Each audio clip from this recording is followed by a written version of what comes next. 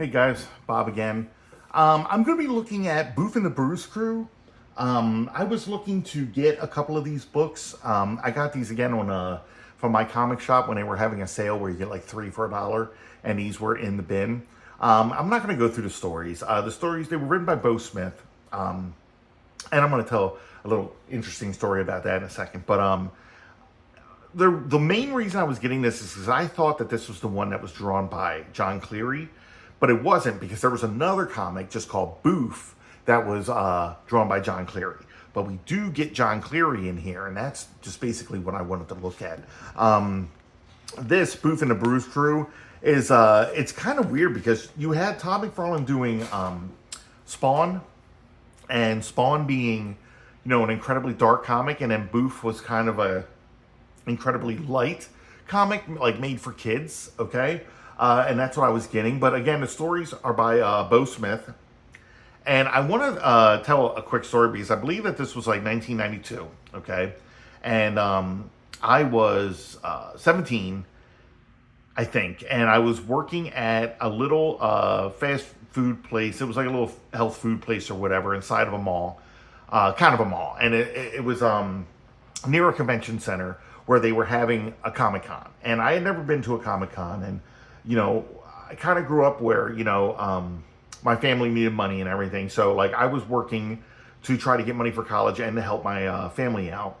So, I didn't get a chance to go to Comic-Con, but I was into comics very big here, and I was drawing all the time and doodling. And while I was at work during the dead times, I was doodling. And everybody at my job knew that I always wanted to be a comic book artist. So one day, while I was working, these three people came up and they were wearing these denim shirts. And on the denim shirts, on the side, they had it embroidered Image Comics written on there, right? And I was like, oh, those are cool shirts, right? So I'm like ringing these guys up for their food. And I'm working with this girl, Dawn, who's like standing right with me. And I was like, guys, I really like your shirts. Where did you get them at? Because I was thinking maybe I want to get a shirt myself. And they're looking at me and they're like, well, will you get it when you work for Image? And I was just like, oh shit. Like, my jaw dropped to the ground, right? So I was like, oh, you guys work for Image Comics. And right as I said that, this girl, Dawn, had ran into the back of the store, right?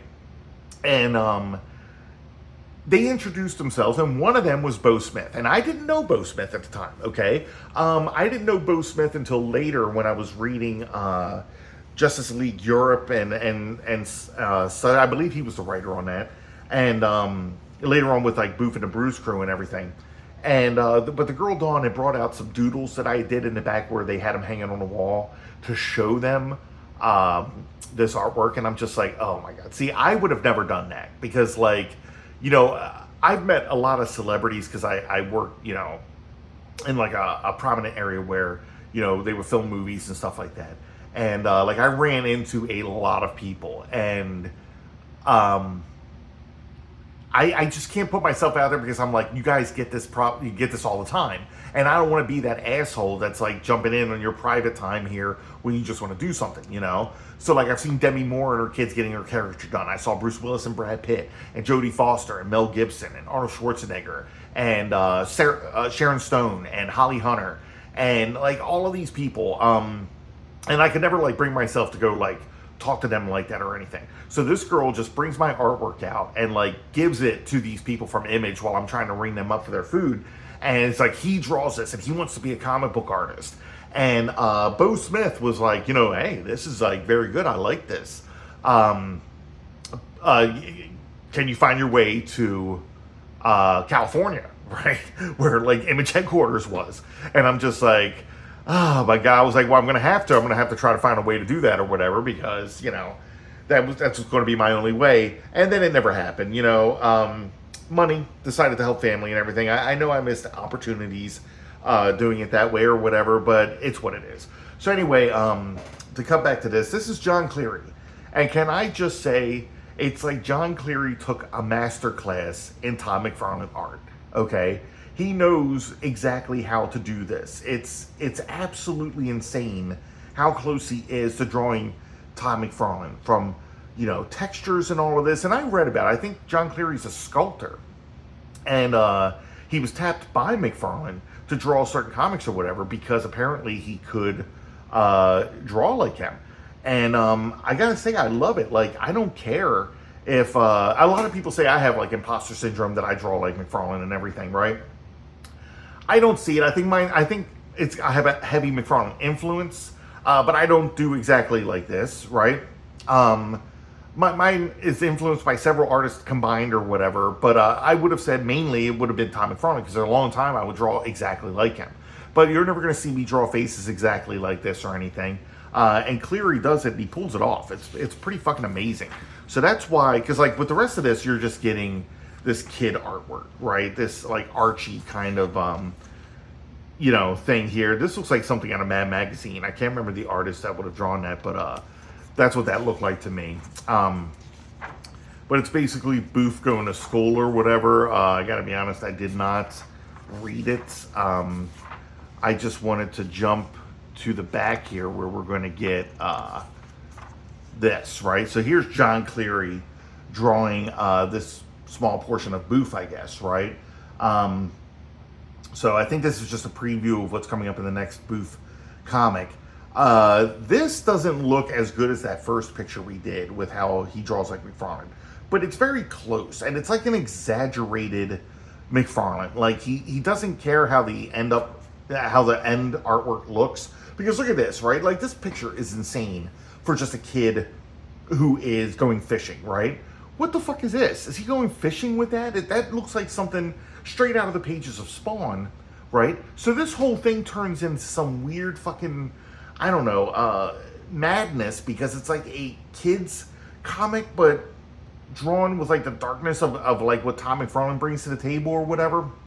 And here we go, like, with the weird mean faces and the eyes, the extreme, the intensity, the curled up hands that McFarlane likes to do or whatever, right? All of that is here in these pages. And that's just our brief glimpse into the John Cleary artwork of this. And that's all I wanted to show. I've got another issue here. Actually, I'm just going to bring that up too. With some more, because it's like another preview of another issue of Boof and the Bruise crew, right? So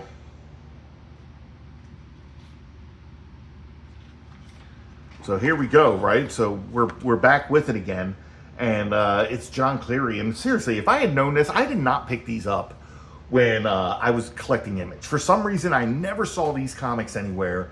I don't know if it's just that my comic book store didn't carry them, or if I saw, the cover here and was like, okay, I'm not gonna pick that up, because I don't remember seeing any covers drawn by this guy. Because I would have been like, fuck, I'm gonna go ahead and pick that up, because I like McFarlane's art style. I always have, and this is like a crazy kind of dream-like McFarlane thing or whatever, right? Like, look at the perspective on his car or whatever. Elmer Fudge, haha. Stuff here, right? We still got, this kid the way he is, and I'm thinking that Boof is like some kind of a alien creature or something. Look at the big fat ears that McFarlane does. All of the tropes are there. Right. Same thing with like the big eyes that he puts on women and stuff. I don't know how old this kid is, but I'm guessing he's got to be like 16 if he was driving. I got the impression he was supposed to be younger or whatever. The tiny fingernails kind of remind me of Billy Kincaid from the infamous Spawn #5 comic, because I remember seeing those tiny fingernails on those chubby fingers or whatever. So that's like another Tom McFarlane trope there, right? And that's it. So that was that's John Cleary, who I thought was a perfect McFarlane clone at the time, and I've never seen anybody else get closer to that. And I know that John Cleary ended up drawing a few other books. I think he did the Eric Larson one, Kill Claw, and I don't know, I can't remember what it was called. The Deadly Duo, there it is. He did the Deadly Duo. I know he drew a couple issues of that, and I'm going to try to get a hold of them, simply because I just want to see the artwork. But here we go again, where we have a lot of the fan art, something you just don't see anymore in these comics. I remember seeing this picture all over the place, because you know, you remember how McFarlane did the tiniest teeth on the Violator, and this guy was like emulating that, and it just looks so freaky or whatever, right? But yeah, so there you go. So that was just John Cleary doing Boof and the Bruise Crew. If you like this video, go ahead and hit like. If you want to see more of these type of videos, go ahead and hit subscribe. I'm bringing out a video pretty much every day, so you'll be able to see more of this. All right, guys, thanks for watching. See ya.